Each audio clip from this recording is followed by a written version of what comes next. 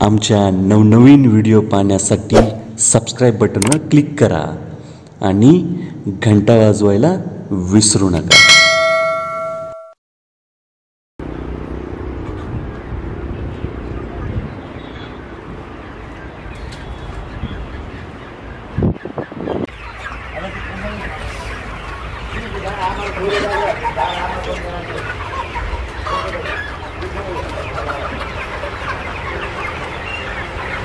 नमस्कार प्रेक्षक मित्रांनो, आज आपण भेटणार आहोत एक अशा यशस्वी युवा उद्योजकाला ज्याने बाजारपेठेची मागणी लक्षात घेऊन सर्वाधिक नफा मिळवून देणाऱ्या कोंबड्यांचे पालन केले आहे. विशेष म्हणजे त्यांच्या कोंबड्यांवर होणारा खाद्यांचा खर्च व औषधाचा खर्च 0 रुपये आहे. सर, बऱ्याच वेळा असं म्हणतात की खाद्यामुळं हा व्यवसाय परवडत नाही. आता काय झालेलं आहे, खाद्याला जे रॉ मटेरियल वापरतात त्याचं रेट वाढलेले आहेत आणि त्यामुळे हा धंदा अडचणीत आहे. जरी अडचण आली तरी त्यात टिकून राहिल्याशिवाय माणसाला फायदा होत नाही. ओके सर, मला सांगा, बऱ्याच वेळा नवीन तरुण असं शेड वगैरे करतात मग आणि बंदही करतात, काय कारण असू शकतं सर?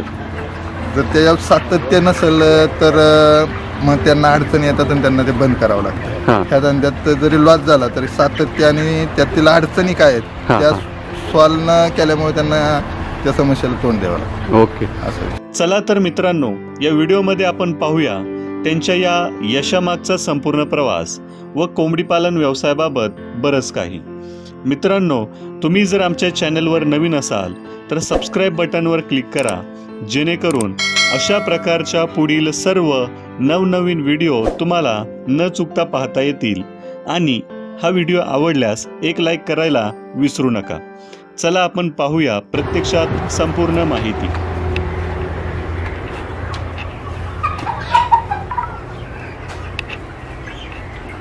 मित्रांनो, सुरुवातीला या ठिकाणी सरांनी खाद्यासाठी या ठिकाणी जागा केलेली आहे. त्याच्यानंतर आता आपण पाहणार आहोत त्यांचं हे शेड.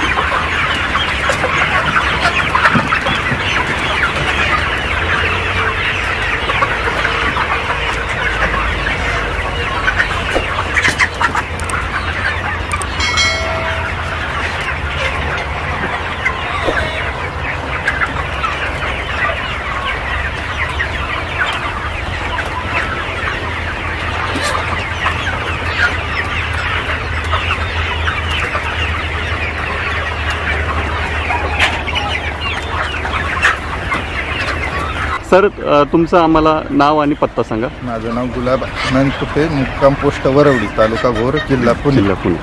सर, आपण किती वर्षापासून कोंबडी पालन करताय? 4 वर्षापासून. 4 वर्षापासून. सर, आता आपल्याकडे कोणत्या प्रकारचे पक्षी आहेत? डीपी क्रॉस म्हणजे गावरांमधले? गावरान. ओके सर, म्हणजे हे म्हणजे प्युअर गावरान नसतात का? एक 70-75% गावरान असतात. ओके, सुरुवात करताना कशी केली होती सर आपण?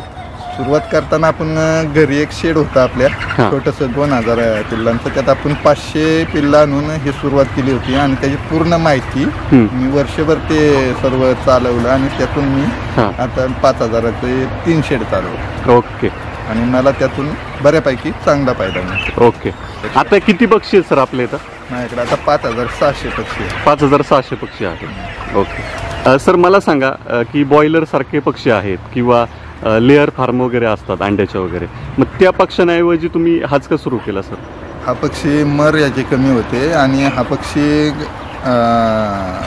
आता नवीन हे चालू केल्यामुळे याच्यामध्ये बऱ्यापैकी म्हणजे इन्कम चांगला आहे, इन्कम चांगला आहे, म्हणजे शेतकऱ्याला परवडण्यासारखं आहे. परवडेबल आहे हे गोष्टी. आणि दुर्लक्ष झालं तरी या पक्षाला काय पत नाही. हां हां, मजबूत आहे पक्षी, म्हणजे काटक आहे हा पक्षी, काटक पक्षी आहे. जोपासायला म्हणजे जवळजवळ हा गावरानच पक्षी, गावरानच पक्षी आहे असा विषय. ओके. याचं पालन सर तुम्ही कशासाठी करता? अंड्यासाठी करता का चिकन? अंड्यासाठी पण याचं पालन होतं आणि चिकनसाठी पण होतं. ओके. शक्यतो हे चिकनला जातात. अगदीच कुठल्या शेतकऱ्याला अंड्यासाठी लागत असतात तर ते अंड्यासाठी पण कंपनीकडून नेऊ शकतात. ओके. आता तुम्हाला ग्राहक कसा मिळतोय? कंपनीच घेते, ग्राहक येतात? या मालावर फक्त कंपनीचाच हक्क येतो. त्या मालावर फार्मरचा किंवा चालवणाराचा कुठलाही हक्क येत त्या ठिकाणी येत नसतो. ओके. सर किती एकरामध्ये तुम्ही केलेलं आहे? जागा किती आहे? 560 फूट जागा आहे. 560 फूट आहे. म्हणजे किती अंतर आहे? किती बाय किती? ते 30 बाय 90 आहे. ओके. म्हणजे लांबी 90 फुटाची आहे आणि 30 फुटाची रुंदी आहे. सर आपण सुरुवात करताना कशी केली सर? मी माझ्या गावाला 2 शेड आहेत. हां. आणि आता मी हे भाड्याने घेतलेलं शेड आहे. ओके. हे भाड्याने घेतलेलं? तर गावाला माझे बंधू चालवतात. आता मी इथं कामाला असल्यामुळे मी इथं काही टाइमपास नाही म्हणून ते शेड चालू केलेलं आहे. ओके. सर मला सांगा, कोंबडी पालन हा व्यवसाय आता कसा गरजेचा आहे? म्हणजे का गरजेचा आहे आता मार्केटमध्ये? आता मार्केटमध्ये नोकऱ्यांची परिस्थिती खूप अवघड आहे आणि त्या दृष्टीने आपल्या शेतीला पूरक असा असतो हा व्यवसाय. आणि आपले लोक गावाकडचे लोक हे आरामशीर हे काम करू शकतात. अगदी नवरा बायको मिळून सुद्धा हे काम करू शकतात. आणि त्यासाठी हा व्यवसाय अतिशय पूरक आहे ग्रामीण भागामध्ये. आणि दुसरे आपल्याकडे पर्याय उपलब्ध नाहीत नसल्यामुळे बऱ्याचशा गोष्टी हा व्यवसाय तसा व्यवस्थित आहे, काय प्रॉब्लेम नाही. ओके. फक्त तरुणांनी सुरुवात करताना सुरुवात थोडी छोटी करावी आणि नंतर मग हळूहळू वाढवत जावं. अडचण येण्यापेक्षा छोटी केली, अडचण आली काय प्रॉब्लेम नाही, पण मोठी केली ना अडचण आली तर मग पुढे जाऊन प्रॉब्लेम आहे. ओके. सर हा व्यवसाय सुरुवात करताना किती भांडवल गुंतवलं तुम्ही शेडमध्ये वगैरे याच्यामध्ये? आता इथं मी आलो त्यावेळी इथं शेड हे नादुरुस्त शेड होतं. 1 लाख 1.5 लाख रुपये गुंतवून हे शेड चालू केलं. आम्ही 3-4 वर्ष झाले शेड मी स्वतः चालवतो. ओके. त्याला आपण 15,000 रुपये भाडं देतो महिनाकाठी. ओके.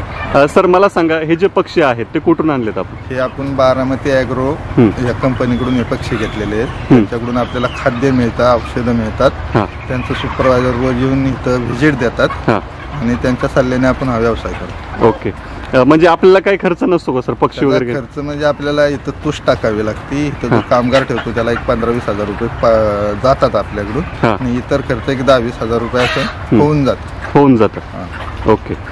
सर मला सांगा, याची विक्री व्यवस्था कशी केली जाते? मग त्याची विक्री व्यवस्था कंपनीला ऑर्डर येते मोठ्या कंपनीची आणि जशी ऑर्डर येईल तशी कंपनी ही पक्षी उचलत असतात. ओके. आपल्याला काही प्रॉब्लेम येत नाही. ओके. म्हणजे फक्त आपल्याला सर संगोपन करणं एवढंच आपलं काम आहे, अपेक्षित आहे. बस. ओके. सर मला सांगा, पाणी वगैरे काही चेक करावं लागतं का? हे बोरचं वगैरे पाणी हार्ड असेल किंवा खराब असेल तर ते चेक करूनच वापरलेलं पक्ष्यांसाठी चांगलं असतं. ओके. तुम्ही कसं दररोजचं डेलीचं नियोजन कसं असतं सर? 4:00ला आम्ही उठून पहिली याची स्वच्छता करावी लागते.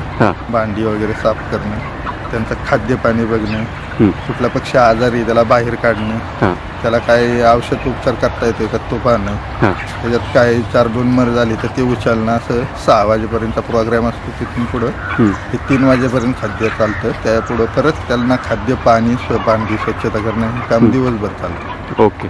तिथं कंटिन्यू एक माणूस लागतो लक्ष ठेवायला. ओके. पक्षी व्यवस्थित राहतो. ओके. याला काही रोगराई वगैरे येते का सर या पक्ष्यांना वगैरे? काय प्रत्येक पक्ष्यांना रोगराई येते, परंतु त्याचं औषधाचं आणि नियोजन असलं तर मग त्याच्यावर आपण कंट्रोल करू शकतो, काय प्रॉब्लेम आहे. ओके. हे किती दिवसामध्ये वाढतात सर पक्षी? हे 70 दिवसाची बॅच आहे. 80 दिवसामध्ये पक्षी जातात चिकनसाठी वगैरे? चिकनसाठी पाळण्यासाठी असे देतात डिवायडेशन. ओके. आणि अंडी किती दिवसांनी देतात? ते 125 दिवसांनी अंडी देतात. ओके. सर मला सांगा, बऱ्याच वेळा नवीन तरुण असं शेड वगैरे करतात मग आणि बंदही करतात, काय कारण असू शकतं सर याचं? जर त्याच्यावर सातत्य नसेल तर मग त्यांना अडचणी येतात आणि त्यांना ते बंद करावं लागतं. त्या धंद्यात जरी लॉस झाला तरी सातत्य आणि त्यातील अडचणी काय आहेत त्या सॉल्व्ह न केल्यामुळे त्यांना त्या समस्येला तोंड द्यावं लागतं. ओके. असा विषय. सर बऱ्याच वेळा असं म्हणतात की खाद्यामुळं हा व्यवसाय परवडत नाही. आता काय झालेलं आहे, खाद्याला जे रॉ मटेरियल वापरतात त्याचं रेट वाढलेले आहेत आणि त्यामुळे हा धंदा अडचणीचा. जरी अडचण आली तरी त्यात टिकून राहिल्याशिवाय माणसाला फायदा होत नाही. अशा गोष्टी. ओके. सर मला सांगा, जर नवीन तरुणांना कोंबडी पालन हा व्यवसाय करायचा असेल तर शासनाकडून काही अनुदान वगैरे मिळतं का सर? शासनाकडून बऱ्याच योजना आहेत त्याचा पाठपुरावा करून जर व्यवस्थित कागदोपत्री पाठपुरावा केला तर बराचसा फायदा आहे त्यात. आणि त्याची सर्व माहिती पंचायत समिती, जिल्हा परिषद, भोर, पुणे इथे आवश्यक त्यांनी बघावी आणि करावी. ओके. म्हणजे तालुका स्तरावरती वगैरे मिळू शकते आरामशीर आणि चांगल्या पद्धतीचे त्याला सबसिडी आहे. म्हणजे पंचायत समितीच्या ठिकाणी वगैरे आपलं समजू शकतो. आरामशीर गट विकास अधिकारी वगैरे त्यांच्याशी चर्चा करून आरोग्य अधिकारी, तर ते चांगले बेनिफिट आहे. ओके. सर मला सांगा, जर नवीन तरुणांना हा व्यवसाय करायचा असेल तर काही समस्या येऊ शकतात का सुरुवातीला? त्याच्यात कुठलाही धंदा करताना आपल्या कोणत्याही समस्या येतातच, परंतु त्यानंतर तुम्ही त्यात जर व्यवस्थित मन लावून काम केलं तर समस्या येण्याचं काय अडचण त्याच्यात कारणच नाही. सर मला सांगा, जर सुरुवात करायची असेल तर सुरुवातीला काय पाहिजे आपल्याकडे?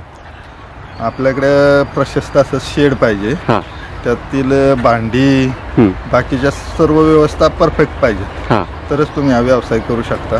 ओके. पाणी स्वच्छ पाहिजे, अशा बऱ्याचशा गोष्टी आहेत. ओके. म्हणजे जागा स्वतःची लागते का सर? स्वतःची लागते, भाड्याची चालते. धंदा करायचा म्हणलं तर प्रथम तुम्ही भाड्याने घेऊन केला तर तो फायदेशीर ठरेल. जर तुम्हाला त्यात काय असं वाटलं की आपण काय करू शकतो तर तुम्ही तुमचा स्वतःचा व्यवसाय चालू करू शकता शेड बांधून. ओके. कारण याला लागणारं भांडवल खूप मोठं आहे, 15-16 लाख रुपये भांडवल लागतं. आणि त्यातून जर तुम्हाला अगदीच छोटा व्यवसाय जरी करायचा म्हणला तरी तुम्हाला एक 30-40 हजारापर्यंत भांडवल सुरुवातीला लागतं. आणि अगदीच 5-6 हजाराचं शेड असेल तर तुम्हाला 15-16 हजार रुपये भांडवल. ओके. उभं करताना अडचणी येतात तरुणांना, तर त्यांनी पहिलं भाड्याने घेऊन किंवा प्रायोगिक तत्वावर ते चालवावं. सर नवीन तरुणांना जर सुरुवात करायची असेल तर ट्रेनिंग वगैरे सर कुठं मिळू शकतं काय? आता ट्रेनिंग तुम्हाला पुण्यामध्ये बऱ्याच ठिकाणी याचं ट्रेनिंग असतं. तर त्यांनी तसं ऑनलाईन ट्रेनिंग पण ह्याचं चालू आहे. ऑनलाईन त्यांनी माहिती घेऊन ऑनलाईन पण ह्याची बरीचशी माहिती मिळू शकते मोबाईलवर, युट्यूबच्या माध्यमातून, इंटरनेटच्या माध्यमातून. तसं काय अवघड असं काही नाही. आता अवघड असं काही नाही. ओके. सर मला सांगा, एका लॉट मागं तुम्हाला किती प्रॉफिट होतो? सर्व खर्च जातात 30-35 हजार रुपये मिळतात एका लॉट मागं. असे किती वर्षातून लॉट असतात आपले? 4 लॉट असतात. ओके. सर्व खर्च जातात 30-35 हजार रुपये मिळतात. 30-35 हजार रुपये मिळतात. ओके. सर आपली किती वार्षिक उलाढाल होते सर याच्यामधून? याच्यातून आपल्याला एका बॅचला 1-1.25 लाख रुपये मिळून जातात. एका बॅचला? या वर्षातून 4 बॅच निघतात. 4 बॅच निघतात. ओके. सर मला सांगा, जे नवीन तरुण असतात, आता नोकऱ्या नाहीत तरुणांना वगैरे, जॉब वगैरे नाही आहेत आणि व्यवसाय सुरू करायचं म्हटलं तरी बरंच नुकसान आता होतंय कोरोना काळामध्ये. मग तुम्ही तरुणांना काय सांगाल या व्यवसायाबद्दल? हा व्यवसाय तरुणांनी प्रथम थोडंसं भांडवल गुंतवून त्याच्यातून सुरुवात करावी. अगदीच मोठं भांडवल गुंतवून जर त्यांना त्यातील माहिती नसेल तर खूप अडचणी येण्यापेक्षा थोडंसं भांडवल गुंतवून त्यातून माहिती काढत हळूहळू पुढे जाऊन हा व्यवसाय त्यांनी चालू करावा, असं माझं वैयक्तिक मत आहे. मी तसं केलेलं. ओके. धन्यवाद सर आपण दिलेल्या माहितीबद्दल. धन्यवाद.